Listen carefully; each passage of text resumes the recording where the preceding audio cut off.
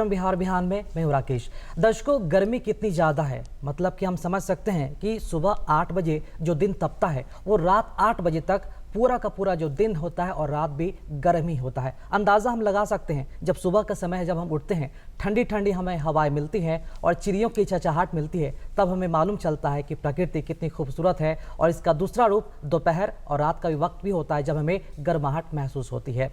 5 जून को हमने विश्व पर्यावरण दिवस भी बनाया और मैं आपको बता दूं, और हम सब अच्छी तरह से जानते हैं कि पर्यावरण दिवस हम सभी के लिए कितना खास है। इसका जिक्र हम इसलिए भी कर रहे हैं क्योंकि रोजाना सिर्फ हम बात करने से नहीं, बल्कि इस दिशा में कुछ आगे भी हमें बहुत कुछ करना चाहिए। मतलब कि गर्मी के दिनों में हम जहाँ पर रहते हैं वहाँ पर एसी लगाते हैं, कार में जाते हैं, सफ़र करते हैं, वहाँ पर एसी होती है, और ऑफिस में जाते हैं तो वहाँ भी एसी होता है। मतलब जहाँ पर रहते हैं वहाँ का तापमान तो हम ठंडा कर देते हैं, लेकिन बाहर का माहौल हम गर्म कर देते हैं। इसलिए मानव को अच्छी तरह से समझना होगा कि प्रकृति में संतुलन कैसे बनाया जा सके। क्यों? बहुत खूबसूरत राकेश, तुमने बहुत ही इन्फॉर्मेटिव एक शुरुआत की है। दर्शकों से एक अपील कि हम अपने साथ साथ अपने पर्यावरण की भी सुविधा का ख्याल रखें, अपने पर्यावरण की सुरक्षा का भी ख्याल रखें, और इसके तहत जो भी छोटे मोटे प्रयास अगर हम कर सकते हैं अपनी ओर से तो हमें ज़रूर करना चाहिए। नमस्कार, हैव अ वंडरफुल मॉर्निंग। आज की सुबह राकेश के साथ मैं हूँ प्रेरणा। नए दिन की शुरुआत हो चुकी हो, और जैसा कि हम बखूबी जानते हैं, जब कार्यक्रम की शुरुआत होती है हमारी ये कोशिश होती है राकेश कि हम अपने दर्शकों के साथ कुछ बेहतर, कुछ अच्छा साझा करें। और शुरुआत में अपने दर्शकों के साथ साझा करते हैं महापुरुषों के द्वारा कहे गए अनमोल कथन। तो आइए सर्वप्रथम नजर डालते हैं महापुरुषों के द्वारा कहे गए अनमोल वचन पर, अनमोल कथन पर। एक अच्छा इंसान हर सजीव का मित्र होता है।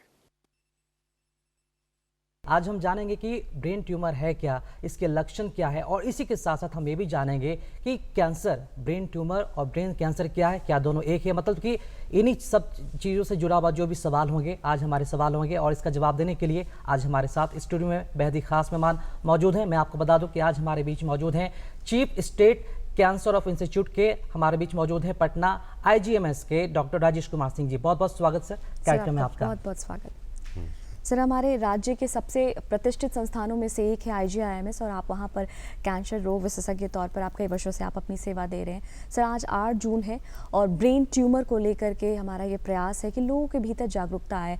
और वर्तमान की अगर मैं बात करूँ तो दुनिया की चौथी सबसे गंभीर बीमारी में से एक अगर है तो वो है ब्रेन ट्यूमर। और सर, आज इसके लिए हम ये पूरा दिवस मना रहे हैं। जानना चाहूँगी आप इसके बारे में क्या कहना चाहेंगे? प्रेरणा जी, आपने जो इन्फॉर्मेशन दिया वह जागरूकता को देखते हुए बहुत ज़रूरी है। जैसा कि आपने बताया, ये चौथा ब्रेन ट्यूमर जो होता है बीमारियों में चौथे स्थान पर है। और यदि जागरूकता हम लोग फैलाते हैं पब्लिक में, और जागरूकता फैला के बीमारियों का प्रतिशत कम कर सकते हैं, और प्लस जल्दी पकड़ाने से उनके इलाज में भी सुविधा रहेगी और बीमारी को हम लोग क्योर भी कर सकते हैं। ब्रेन ट्यूमर एक ऐसा बीमारी है कि दोनों तरह की होते हैं, जिसको हम लोग बोलते हैं कैंसरस और नॉन कैंसरस। यदि टर्मिनोलॉजी मेडिकल बोला जाता है तो बेनाइन एंड कैंसरस। यदि बेनाइन ट्यूमर वगैरह जो होते हैं वो उनकी जो है, या फिर कैंसरस जो होते हैं, ब्रेन ट्यूमर 4 तरह के होते हैं। 4 तरह में एक पहला जो आता है, जो दूसरी जगह बीमारियां हैं और वो ब्रेन में आ गई, यह जनरली जो होता है कैंसरस में होता है। जैसे ब्रेन ट्यूमर सेकेंडरी उसको हम लोग बोलते हैं, जैसे छाती की बीमारी से, फेफड़ा की बीमारी से, या हड्डी की कोई बीमारी, या सार्कोमा वगैरह जो बोलते हैं, वो सबसे ब्रेन में चला गया। और दूसरी जो है ब्रेन से ही उत्पन्न होता है, तो उसमें भी कैंसरस और नॉन कैंसरस होता है। तो नॉन कैंसरस वगैरह जो होते हैं तो उसमें यदि सर्जरी करने लायक होती है तो सर्जरी करके उसको काट के निकाल दिया जाता है और पेशेंट लगभग ठीक हो जाता है। लेकिन कैंसरस जो होते हैं यदि डीप सीटेड है और दूसरी जगह से स्प्रेड किया हुआ रहता है, और ट्यूमर का साइज़ यदि बड़ा रहता है तो वह निकाल पाना मुश्किल होता है। और उसमें यदि दूसरे पूरे शरीर का यदि कंट्रोल देखा जाए तो हमारे ब्रेन से ही रहता है, और जिस ऑर्गन से रिलेटेड है यदि वो डिस्टर्ब होगा तो उसका फंक्शन भी मार खाता है, जिसके कारण वो फंक्शन नहीं होने के कारण हमें बहुत ज़्यादा प्रॉब्लम होता है। तो मैं पुनः बोलूँगा कि जागरूकता बहुत ज़रूरी है पेशेंट को बताने के लिए कि क्या होता है। तो यदि ब्रेन ट्यूमर की बात करें तो इसमें जनरली जैसे होता है माथे में दर्द, जिसको हम लोग हेडेक बोलते हैं, हेडेक से शुरू होता है। ये जो आँखों का रोशनी है कम होना होता है, हाथ पैर में कमजोरियाँ आनी होती है, वोमिटिंग टेंडेंसी वगैरह बना रहता है, और सबसे बड़ी बात है कि लेथार्जी हो जाती, कुछ काम करने का मन नहीं करता है। तो यदि इस टाइप का सिम्टम आपको मिलता है तो नियर बाई जो हॉस्पिटल है वहाँ दिखाया जाए, और वहाँ सारी जांच वगैरह यदि शुरू में पकड़ा जाते हैं तो एक क्योर होने की भी संभावना रहती है। एक बात आपने कही डॉक्टर यहाँ पर कि शरीर के अन्य किसी ऑर्गन में भी अगर आपको कोई इस प्रकार का ट्यूमर पाया जाता है या फिर वो कैंसरस होता है तो उसकी संभावना होती है कि तब वो जाकर आपके ब्रेन में पहुंच जाए और फिर ब्रेन कैंसर कॉज कर सकता है। इस तरह की भी संभावना होती है। यस, ऐसा भी होता है। स्पेशली जैसे हम लोग उसको यदि मेडिकल टर्मिनोलॉजी में बोलते हैं तो मेटास्टेटिक बोलते हैं। और कोई भी कैंसर जैसे रहता है उनके जो है लेट स्टेज में ब्रेन में चला जाता है, माने प्राइमरी वहाँ नहीं है, उसको हम लोग मेडिकल टर्मिनोलॉजी में सेकेंडरी बोलते हैं, और वो चल जाता है तो उसमें भी उसी तरह की प्रॉब्लम होती है जैसे दूसरे बेनाइन ब्रेन ट्यूमर वगैरह में होता है। उसमें भी जो सिम्टम मैंने बताया उस टाइप का होने लगता है। लेकिन कैंसर पेशेंट जो होते हैं वो ट्रीटमेंट के बाद भी फॉलोअप में होते हैं, तो उनको पकड़ना बहुत ईजी हो जाता है कि हाँ इस टाइप के सिम्टम आ गया तो हो सकता है ब्रेन में चला गया। तो हम लोग जाँच वगैरह कराते हैं, MRI ब्रेन कराते हैं, और उसमें मिलता है तो फिर उसका हम लोग इलाज शुरू करते हैं। और इलाज के 4 तरीके हैं जो हम लोग उसमें करते हैं कि जैसे डायग्नोसिस हो गई, डायग्नोसिस करने के बाद रेडिएशन की ज़रूरत पड़ती है, केमोथेरेपी की ज़रूरत पड़ती है और सर्जरी की ज़रूरत पड़ती है। तो यदि स्टेज अर्ली है, ज़्यादा एडवांस नहीं है, तो सर्जरी करके जितना मैक्सिमम हो सकता है ट्यूमर को वहाँ से हटाया जाता है। उसके बाद फिर रेडिएशन और केमोथेरेपी की ज़रूरत पड़ती है जो दिया जाता है। जी डॉक्टर साहब, बहुत ही महत्वपूर्ण जानकारी आपने दी, और जिस बीमारी पर हम चर्चा कर रहे हैं वो काफ़ी खतरनाक है, जानलेवा भी साबित होती है सभी के लिए, क्योंकि हम लोग दैनिक जीवन में कई तरह की बीमारियों से हम जूझ भी रहते हैं। कभी कभी हमें पेट दर्द हो जाता है, कभी सिर में भी दर्द होता है, तो इस वजह से हम मुख्य कारण पता नहीं लगा पाते कि हमें कोई बीमारी या फिर ऐसे ही हुआ है। मतलब कि क्या ऐसा मेजर इशू हमें ज़्यादा लगे ताकि हमें शुरुआती तौर पर जांच कराने की आवश्यकता है कि हमें लगे ब्रेन ट्यूमर हो सकता है, और किस उम्र के लोगों में ये ज़्यादातर देखने को मिलती है, किसी किसी हो सकता है, जरूर इसके बारे में बताएं। देखिए, ब्रेन ट्यूमर का यदि एज की बात की जाए तो एज वार इसमें नहीं है। बच्चे में भी होता है, मिडिल एज में भी होता है और बुढ़ापे में भी होता है। तो स्पेशली यदि इसमें देखा जाए तो ज़्यादा परसेंटेज जो है 45-50 के बाद ही ब्रेन ट्यूमर की शिकायत रहती है, लेकिन बच्चों में भी होता है। और इसके लिए सबसे बड़ी बात है जो सिस्टम हम लोग जागरूकता के लिए यदि बोलते हैं, यदि 35 साल 40 साल के बाद यदि मेडिकल यदि हम लोग कराते हैं प्रत्येक साल, जिसमें एकदम सिंपल चीज़ रहती है, एक ब्लड टेस्ट हो गया, छाती का फोटो हो गया और पेट का एक अल्ट्रासाउंड हो गया, तो इससे हम लोग बहुत सी बीमारियों को अर्ली स्टेज में पकड़ सकते हैं। तो यदि कोई भी फीमेल या मेल जो होते हैं 40-45 साल के हो गए, यदि अर्ली मेडिकल चेकअप कराएं तो जागरूकता भी फैलेगी और बीमारियां जल्दी पकड़ाएंगी और उसका क्योर होने की संभावना भी बहुत ज़्यादा बढ़ जाती है। जी, इससे रिलेटेड एक मेरा वो सवाल था कि शुरुआती जांच, क्योंकि एक और बात प्रेरणा, डॉक्टर साहब ने हमें एक महत्वपूर्ण ये बात बताई कि यूरोपियन कंट्रीज में होता क्या है कि प्रत्येक साल लोगों को अपना जांच करवाने के लिए हिदायत दी जाती है, एडवाइस किया जाता है कि अगर कोई भी गंभीर बीमारी हो तो उसे डिटेक्ट किया जा सके और मेजर इशू ना बने, आगे जाकर वो बीमारी घातक ना बने। तो ये हमारा सवाल इससे ये भी जुड़ा हुआ है कि अगर किन्हीं को मालूम चले, किसी को अगर शक भी हो कि हमें ब्रेन ट्यूमर हो सकता है, तो शुरुआत में वो जो जांच होती है, किस तरह की जांच की आवश्यकता होती है, जो लोग नहीं जानते उनके लिए बताएं। देखिए, जनरली जैसे होता है ब्रेन ट्यूमर का जो पहला सिम्टम से यदि कहा जाए तो हेडेक होता है। हेडेक के कॉमन जो होते हैं, जैसे कि यदि आपको ब्लड प्रेशर की बीमारी है, यदि वो हाई होता है तो उसमें भी हेडेक, आँख की रोशनी यदि कम हो जाती है उसके कारण भी हेडेक होने लगता है, प्लस दूसरी जो छोटी छोटी बीमारियां होती है तो उसके कारण भी हो सकता है। तो यदि हम अच्छे फिजिशियन के पास जाए और आँख की रोशनी, ब्लड प्रेशर, शुगर वगैरह जो कॉमन यदि जांच कराते हैं वो सब यदि ठीक रहा, और तब फिर हम लोग ब्रेन ट्यूमर को डिटेक्ट करने के लिए MRI ब्रेन कराते हैं, और उसमें छोटे से छोटे ट्यूमर वगैरह भी जो होते हैं वो पकड़ में आ जाते हैं, और यदि अर्ली स्टेज में आए तो उसका निदान बहुत संभव है।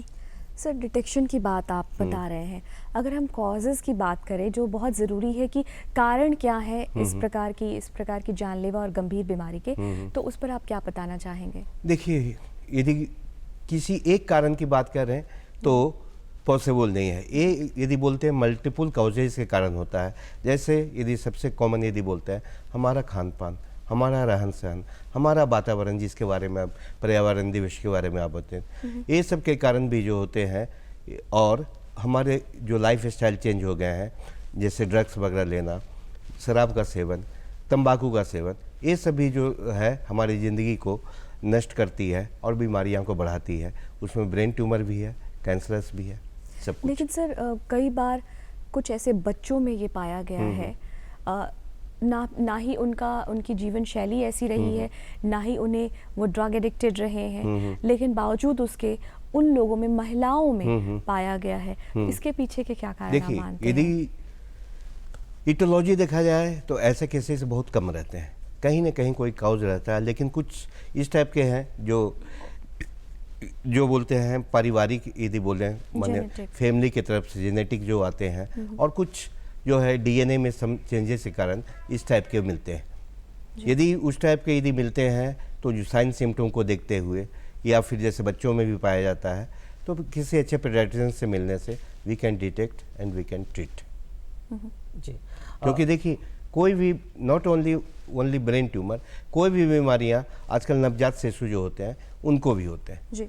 तो यदि 100% एक ही तरह का रूल यदि सब पर लागू होगा तो दैट इज़ नॉट पॉसिबल। यदि नवजात की बात करें तो बेचारा क्या किया है इस दुनिया में, क्या पर्यावरण की भी बात करें तो उस टाइप का नहीं हुआ है, कि यदि किसी तरह के हैबिट जिसको बोलते हैं वो भी नहीं है, या फिर किसी इन्फेक्शन की बात बोल लें वो भी नहीं है, फिर भी बीमारियां पाई जाती हैं, लेकिन उनके परसेंटेज कम है, और मोस्टली जो परसेंटेज बीमारियां का है जो मैंने बताया वह रहता है। कैंसर पेशेंट और ब्रेन ट्यूमर के जो पेशेंट होते हैं उनके लिए पटना आईजीएमएस में किस तरह की जो फैसिलिटीज़ हैं वो दी गई हैं, और जो सरकार की तमाम योजनाएं चल रही हैं उसका लाभ किस तरह वो वहाँ पर उठाते हुए नज़र आ रहे हैं, कितना सपोर्टिव वहाँ का जो पूरा प्रशासन है, जरूर बताएं इसके बारे में। देखिए, आईजीएमएस जो है गवर्नमेंट ऑफ बिहार का ऑटोनोमस बॉडी है, और वहाँ पर लगभग प्रत्येक डिपार्टमेंट है और प्रत्येक चीज़ का इलाज है। उसमें ही एक विभाग जो है स्टेट कैंसर इंस्टीट्यूट है, जो सब फैसिलिटी के साथ अवेलेबल है। कैंसर का यदि इलाज के बारे में यदि बात किया जाए तो उसमें 5 डिपार्टमेंट होते हैं: surgical oncology, gynae oncology, medical oncology, radiation oncology, medical physics, और पेन एंड पैलिएटिव जो बोला जाता है, जैसे कि आपने चर्चा किया कि दर्द होता है, तो मोस्टली जितने भी कैंसरस बीमारी जो होते हैं एडवांस स्टेज में जाके पेन भी एक बहुत बड़ा कारण होता है, और उस पेन के कारण ज़िंदगी तबाह हो जाती है, न लोग खा सकते हैं न कुछ कर सकते हैं, और नींद भी नहीं आती है, चल नहीं पा रहे हैं उसके कारण, तो पेन भी एक है। तो ये सारे डिपार्टमेंट हमारे स्टेट कैंसर इंस्टीट्यूट में उपलब्ध हैं, इसके स्पेशलिस्ट वगैरह भी हैं, और जहाँ तक मशीन की बात है तो हमारे पास स्टेट ऑफ आर्ट सब तरह की मशीनें हैं जिससे कैंसर का इलाज किया जाता है। एट प्रेजेंट हम लोग के स्टेट कैंसर इंस्टीट्यूट में 2 लीनियर एक्सीलरेटर है, high energy, low energy, brachytherapy, high dose rate है, उसके बाद पेट सीटी है, एमआरआई है, सीटी सिमुलेशंस है, और ओटी है जहाँ सर्जरी वगैरह सब होती है, केमोथेरेपी रूम है, और पेन एंड पैलिएटिव का हम लोग के पास उसके भी बेड हैं जहाँ पेशेंट को एडमिट करके 100 बेड का हॉस्पिटल है जहाँ सब फैसिलिटी उपलब्ध है। और जहाँ तक सरकार की सहायता की बात है तो हमारे यहाँ प्रधानमंत्री और मुख्यमंत्री कैंसर योजना और आयुष्मान भारत, ये सारे फैसिलिटी वहाँ पर उपलब्ध हैं, जिससे गरीब मरीज़ अपना फ़ायदा उठाकर और इलाज कराते हैं। यानी कि एक आम जन के लिए भी, वो तबका जो मुख्य धारा में नहीं है, जो तमाम तरह की जिनके पास सुविधाएं नहीं है, वो भी सरकार के द्वारा दी जा रही इन तमाम योजनाओं का, इन सुविधाओं का लाभ उठा सकता है। एकदम उठा सकते हैं, और ये सब फैसिलिटी लेने में भी ज़्यादा 2-3 सप्ताह में सारे फैसिलिटियाँ मिलने लगती हैं। जो गवर्नमेंट का जो रूल है उसके अनुसार आवासीय आय वगैरह ये 2 लोग जमा करते हैं तो ये उनके अकाउंट में आ जाता है, उस अकाउंट से ट्रीटमेंट वगैरह, क्योंकि कैंसर के यदि इलाज के बारे में बोलें तो वह दूसरे बीमारियों की अपेक्षा कॉस्टली होते हैं और टाइम टेकिंग होते हैं। तो इस टाइप की सारी फैसिलिटी हमारे यहाँ उपलब्ध है। जी। सर ये जानना चाहूँगी कि अगर हम ब्रेन ट्यूमर की बात कर रहे हैं, ब्रेन ट्यूमर के अलावा और भी बहुत सारे ऐसे कैंसर हैं हमारे जो शरीर के भिन्न भिन्न ऑर्गन्स को इफेक्ट करते हैं और उसके ज़रिए वो कैंसरस हो जाता है, तो सर उनमें सबसे ज़्यादा प्रमुख और प्रचलित वो गंभीर समस्या क्या है? देखिए, यदि कैंसर की यदि बात की जाए तो माथे से पैर तक प्रत्येक अंग का आपको कैंसर होगा, ठीक है। और सब अलग अलग टाइप के कैंसर, तो एक वेक्टर है जिसके अंदर में सारी कैंसरस बीमारियाँ आती हैं। तो मोस्टली जितने भी हमारे ऑर्गन हैं उसमें कैंसर होते हैं। और प्रमुखता से जिन बीमारियों का है तो उसमें हम लोग करेंगे मेल का अलग, फीमेल का अलग। जैसे मेल जो होते हैं उसके जो हम लोग बोलते हैं हेड एंड नेक, माने मुख का कैंसर, मुख संबंधित जितने ओरल कैंसर जो बोला जाता है वो नंबर 1 पर आता है। और उसके नंबर 1 पर आने के पीछे हमारे खान पान, फिर क्या कहते हैं शराब, तंबाकू, ये सब भी है। नंबर 2 पर जो आता है हमारे यहाँ जो आते हैं फेफड़ा का कैंसर है, और नंबर 3 पर पेट का कैंसर है। यदि महिलाओं की बात की जाए तो उनका ब्रेस्ट कैंसर जो बोलते हैं, स्तन कैंसर जो बोला जाता है, वो नंबर 1 पर है। बच्चेदानी का कैंसर नंबर 2 पर है, और नंबर 3 पर जो आता है पेट का कैंसर है। और बच्चों में यदि बोला जाए तो बच्चों में लिम्फोमा जो होता है वो नंबर 1 पर है, ब्लड कैंसर जो है नंबर 2 पर है, और ब्रेन ट्यूमर नंबर 4 पर है। जी, एक फ़र्क यहाँ पर समझना चाहेंगे डॉक्टर साहब। ट्यूमर की हम बात कर रहे हैं, ब्रेन ट्यूमर की बात कर रहे हैं। ब्रेन कैंसर और ब्रेन ट्यूमर, इन दोनों में क्या फ़र्क है? क्या दोनों अलग अलग है? इनमें ट्रीटमेंट क्या अलग चलता है? और क्या सभी ट्यूमर कैंसर ही होते हैं? नहीं, सारे ट्यूमर कैंसर नहीं होते हैं। ट्यूमर जो हम लोग जो बोलचाल की भाषा में बोलते हैं गांठ कैंसरस भी हो सकता है, नॉन कैंसरस भी हो सकता है जिसको हम लोग बिनाइन बोलते हैं, ट्यूबरकुलर भी हो सकता है, ट्यूबरक्लोसिस जो बोलते हैं। लेकिन यदि देखा जाए तो इमेजिन में तीनों एक तरह के होते हैं। तो बायोप्सी से, उसके लक्षण से और दूसरे जगह से उसको हम लोग जांच करके यदि कैंसर यदि उसके बायोप्सी में आया तो कैंसर का इलाज होगा, ट्यूबरक्लोसिस है तो ट्यूबरक्लोसिस की इलाज होगी, और जो बेनाइन है तो उसको सर्जरी करके यदि पॉसिबल है मैक्सिमम तो उसको काट के निकाला जा सकता है। इसलिए यह नहीं कहा जा सकता है कि सब ट्यूमर कैंसरस है।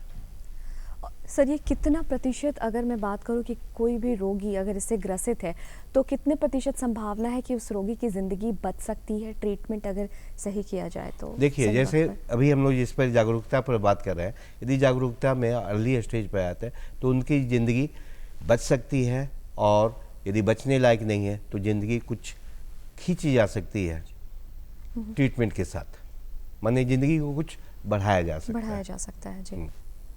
अवेयरनेस की भी हम बात कर रहे हैं, क्योंकि कई तरह के कार्यक्रम भी आयोजन किए जाते हैं, अवेयर हो लोग, इसके प्रति जागरूक हो, क्योंकि कुछ संकेत ऐसे भी हैं जिसके लक्षण के हमें मालूम चलते हैं कि हाँ ये डिटेक्ट किया जा सकता है और हमें मालूम भी चलता है। तो अवेयरनेस के साथ ही साथ ये बताइए कि पहले की अपेक्षा अभी अगर कंपेयर करें तो लोगों में कितना अवेयरनेस बढ़ा है, और किस तरह और भी बड़े स्तर पर कार्यक्रम चलाने जाए की आवश्यकता है। गांव के दूर दराज की अगर बात की जाए तो उन लोगों में, अर्बन एरिया के कंपैरिजन में अगर बात करी जाए तो उन लोगों में कितना जो अवेयरनेस है वो बढ़ा है इन तमाम बीमारियों के प्रति, उसके बारे में जरूर बताएं।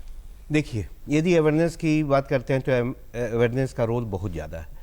मैं आपको अपना पर्सनल अनुभव बता रहा हूँ कि जिस समय मैं विद्यार्थी था उस समय महिलाओं में बच्चेदानी का कैंसर नंबर 1 था और ब्रेस्ट कैंसर था वो number 2। Due to awareness, due to availability of the facilities of cancer treatment, अभी नंबर 2 पर हो गया बच्चेदानी का कैंसर। तो अवेयरनेस का रोल है।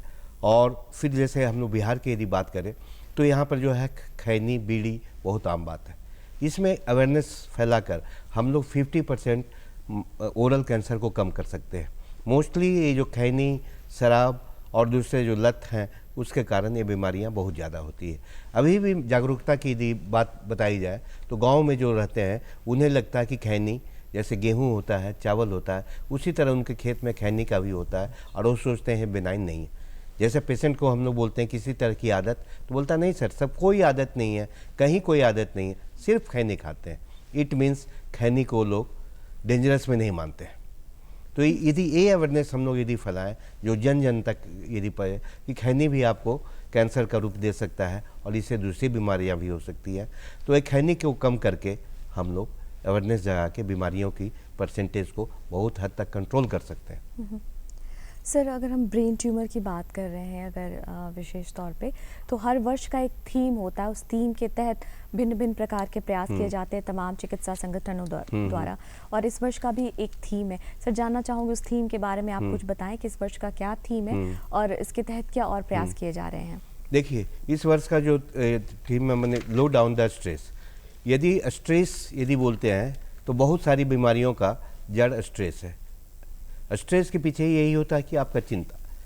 कभी कभी इस टाइप का होता है साइकोलॉजिकली भी, यदि आप किसी चिंता में पड़ जाते हैं तो वो बीमारियां नहीं होते हुए भी आपके दिमाग में यदि घर गया, दैट विल काउज है। स्ट्रेस का सबसे यदि कॉमन यदि बोला जाए तो एक ब्लड प्रेशर की जो बीमारियां होती हैं स्ट्रेस के कारण, और दूसरी यदि हम लोग बोलें स्ट्रेस हमारे जो जीवन का एक तरह से अंग हो गया हमारे लाइफ स्टाइल में।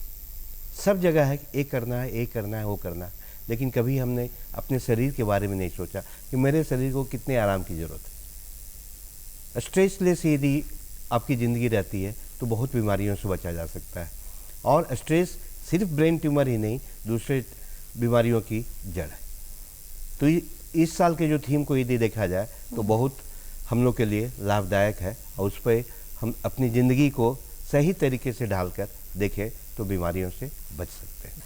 किस तरह आप अपने जो लाइफ में हेल्दी शेड्यूल को फॉलो करते हैं और कितना समय मिल पाता है खुद के लिए? देखिए, यदि डॉक्टर की लाइफ देखिएगा तो उसके घर वाले को छोड़कर बाकी दुनिया खुश होती है। घर वाले खुश नहीं होते हैं और डॉक्टर भी खुश नहीं, ये रियलिटी है। यदि उसकी ज़िंदगी देखिएगा तो दिन भर हॉस्पिटल और मरीजों के बीच में ही गुजरता है। लेकिन जहाँ तक स्ट्रेस की बात है, वो जानता है कि यदि स्ट्रेस लेंगे और बीमारियाँ होंगी।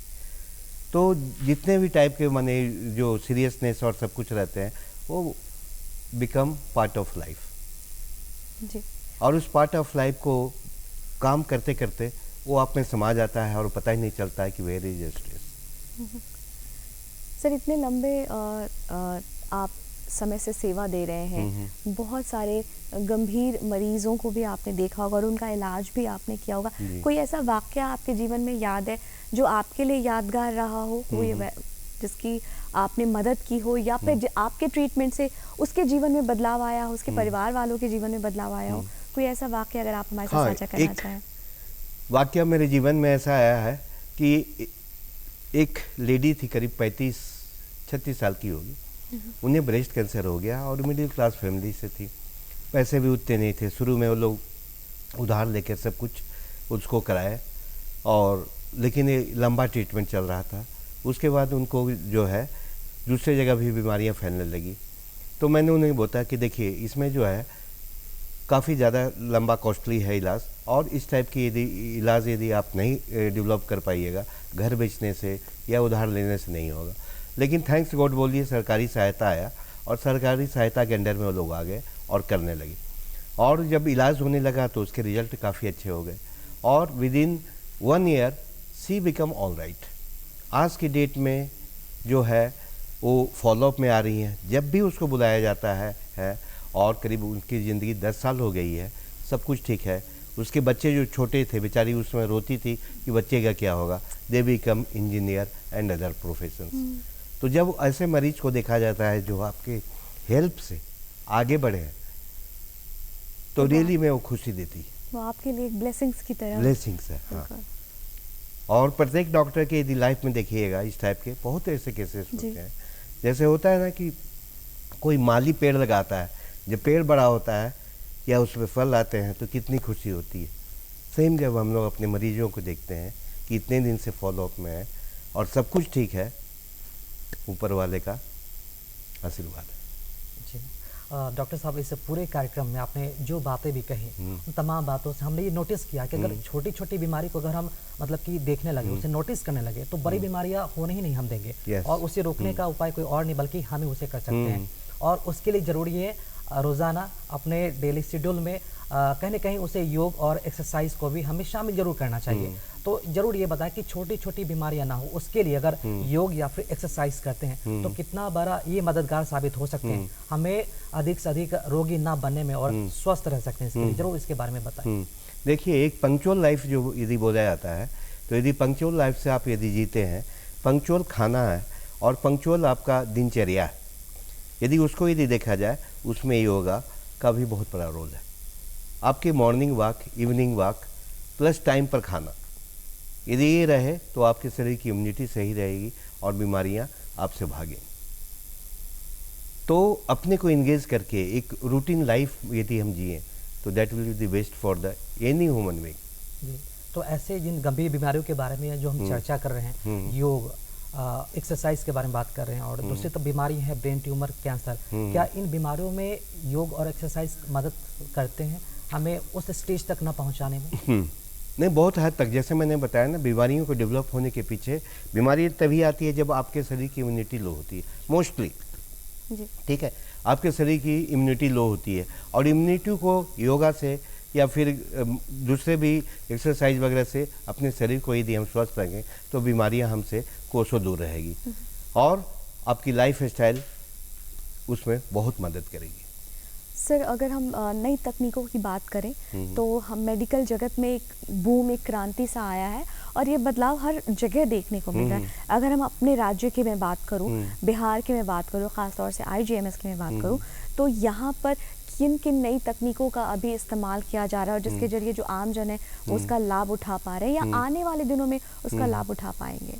देखिए, यदि IGMS की यदि बात किया जाए तो IGMS के करीब 40 साल होने जा रहे हैं, और आज की डेट में यदि बिहार राज्य की बात किया जाए तो हम लोग गवर्नमेंट सेटअप में एक ऐसा संस्थान है जहां सब तरह की फैसिलिटी प्रत्येक विभाग में उपलब्ध है। और जहां तक पढ़ाई की भी बात कर रहे हैं तो MBBS, MD, MS, DM, MCH सब कुछ IGMS में होता है, और यह बिहार का सरकारी में एक सिंगल इकलौता संस्थान है जहां इलाज सस्ता भी है और सब कुछ अवेलेबल भी है।